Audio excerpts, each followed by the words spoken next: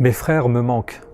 8 jours avant de repartir auprès de Dieu, le prophète Mohammed, que la paix et la bénédiction divine soient sur lui, va nous donner le nectar de toute sa vie, ce qu'il a vécu de mission de vie, ce qu'il a vécu de miséricorde avec les hommes. Et il demande, alors qu'il est à l'état de maladie, sur son lit de malade, et il dit à ses compagnons, « Mes frères me manquent.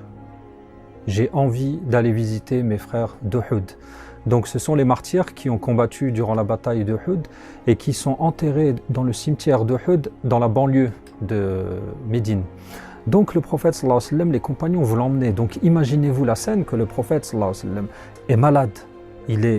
C'est ses dernières heures, ses derniers jours à vivre, et il veut aller rendre visite à ses frères qui l'ont aidé, qui l'ont soutenu, qui l'ont aimé, donc à son tour leur exprimer leur amour. Et il arrive au cimetière d'Uhud et leur fait des invocations et implore Dieu en leur faveur. Et au retour du cimetière, quelques centaines de mètres après avoir visité ces hommes et ces femmes d'Uhud, le prophète sallallahu alayhi wa sallam, alors qu'il est porté par les compagnons, imaginez-vous, il est porté un compagnon à droite et un autre à gauche, et ils sont de retour à Médine, et sur le chemin du retour, alors que le prophète sallallahu alayhi wa sallam est mourant, il est malade, ses pieds traînent sur le sable, on voit la trace de ses pieds qui traînent sur le sable, et il commence à pleurer.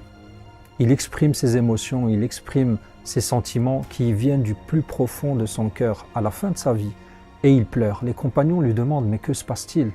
Ya Rasulallah, ô messager de Dieu, qu'est-ce qu'il se passe? Et il leur dit, mes frères me manquent.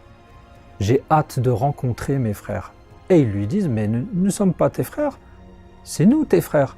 Et il leur dit, non, vous êtes mes compagnons. Mais mes frères sont ceux qui viendront après vous et qui ne m'auront pas vu, et ils auront cru en moi.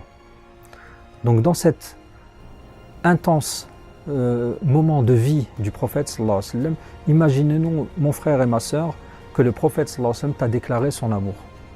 Il a dit que tu lui manquais. Il avait un désir ardent. Il a ce désir ardent de te rencontrer, de t'aimer, de te connaître, de se rapprocher de toi. Et il te dit que tu lui manques. Et simplement en croyant en lui, en ayant la certitude que c'est lui que Dieu a envoyé comme miséricorde pour ce monde, et de l'aimer de tout ton être, tu deviens son frère et tu deviens sa sœur en Dieu. Donc la question à se poser aujourd'hui, mes chers frères et mes chères sœurs, que faisons-nous de cet amour et cette déclaration d'amour venant du prophète sallallahu alayhi wa sallam? Quelle va être notre réponse? La mienne, la vôtre?